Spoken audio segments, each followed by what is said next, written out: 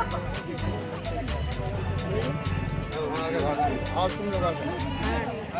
लोग आ गया।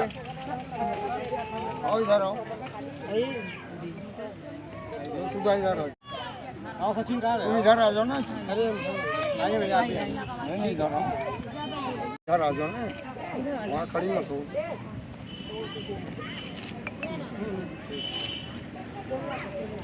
इधर चूचू इधर आओ। यहाँ पीछे चले चलो पीछे हो गए। दीजिए हमको दीजिए, टोकन ले लो। अरे दीजिए ना मोड़ा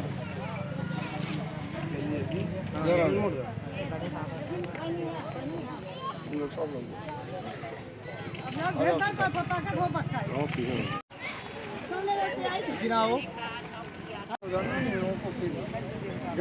लोग आप उधर चले जाइए, थोड़ा फोटो हमें लीजिए। पीछे हो जाओ,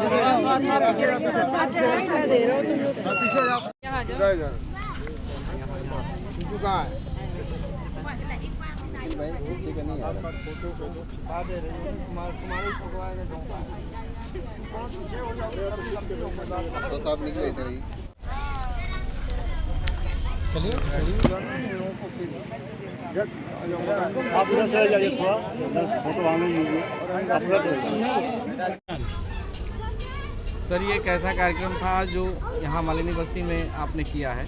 देखिए, आज देश के पूर्व प्रधानमंत्री अटल बिहारी वाजपेयी जी की जयंती के अवसर पर और साथ ही साथ हम लोग के अभिभावक दर्जा प्राप्त राज्य मंत्री पुष्पतन जैन जी के पिताजी का भी पुण्यतिथि था और सदैव हम लोग जनहित युवा वेलफेयर सोसाइटी के माध्यम से इस ठंड में लगातार राहत रथ चलाते हैं। लगातार 4 वर्षों से हम राहत रथ चलाते थे, लेकिन इस वर्ष जिला प्रशासन की अनुमति न मिलने के कारण राहत रथ नहीं चलाया जा रहा है। लेकिन हम लोग ऐसे मलिन बस्तियों में जाकर आज से उसी अभियान को फिर से शुरू कर रहे हैं। आज डोमिनगढ़ स्थित इस मलिन बस्ती में हम लोग आए थे।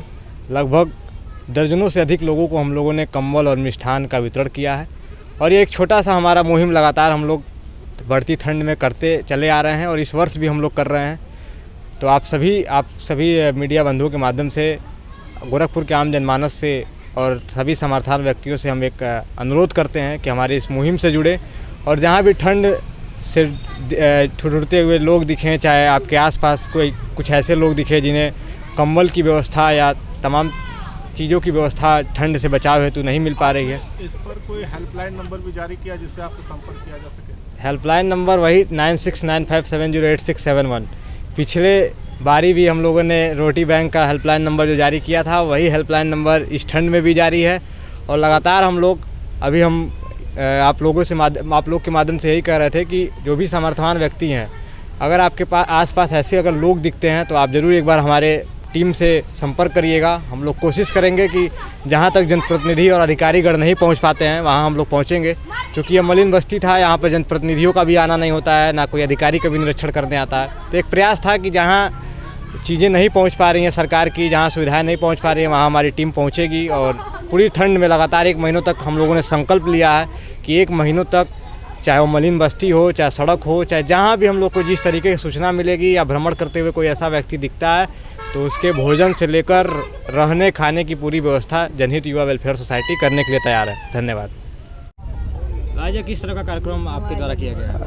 आज मेरे पिताजी की 25 दिसंबर 1973 में उनका स्वर्गवास हुआ था और तब से लगभग 50 साल से हम लोग सेवा कार्यों में आज के पुण्यतिथि पर हमेशा कुछ न कुछ करते आए हैं और वर्ष पर्यंत कुछ न कुछ करते आ रहे हैं।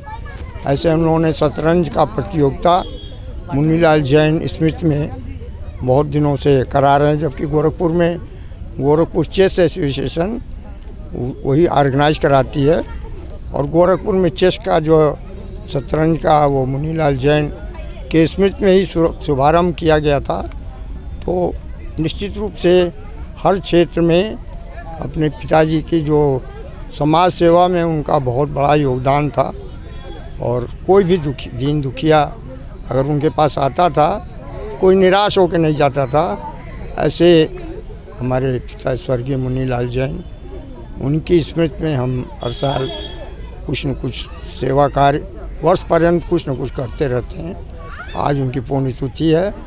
इस पुण्यतिथि पर और उसके साथ साथ आज अटल जी का भी जन्मदिन है और क्रिसमस ईसा मसीह का भी जन्मदिन है। तो ऐसे सब पुनीत पर्व पर आज हम सब जो है एक मानव सेवा का संकल्प लेकर के कि मानव की कुछ सेवा अपने से हो सके, तो आज यहाँ झुग्गी झोपड़ी में हम लोग डोमिनगढ़ आए हुए हैं। मेरे साथ मेरी छोटी बहन सुधा अग्रवाल और अक्षत मेरा पोता भी आया है, निखिल जी, और पूरी उनकी टीम आई हुई है। निखिल जी सदैव सेवा में कार्य करते रहते हैं। तो हम लोग यहाँ पर आगे भी आएंगे और जगह जहाँ भी ज़रूरत होगी।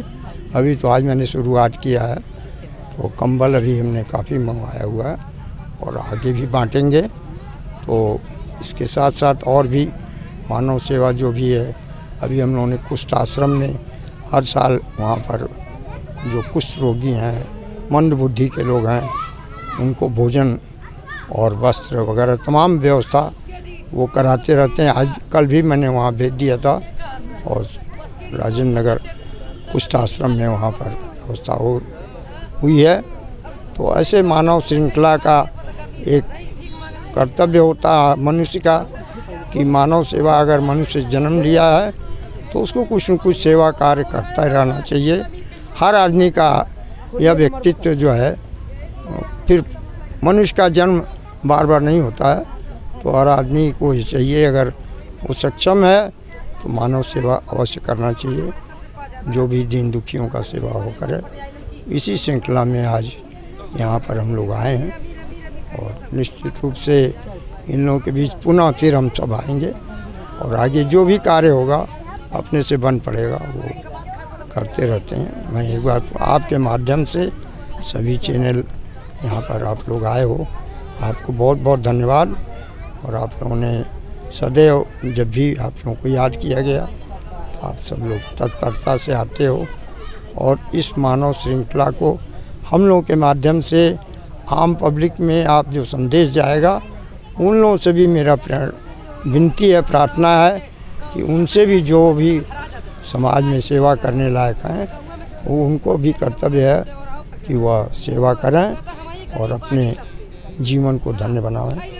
मैं इन्हीं शब्दों के साथ एक बार पुनः आप सब लोगों को बहुत बहुत धन्यवाद देता हूँ, बधाई देता हूँ और अपने पिताजी के चरणों में नमन करते हुए उनसे आशीर्वाद और यही कामना करते हैं कि मेरा जीवन जब तक है कुछ न कुछ मानव सेवा में अपना जीवन व्यतीत करें। यही मेरी प्रार्थना है, विनती है। बहुत बहुत धन्यवाद।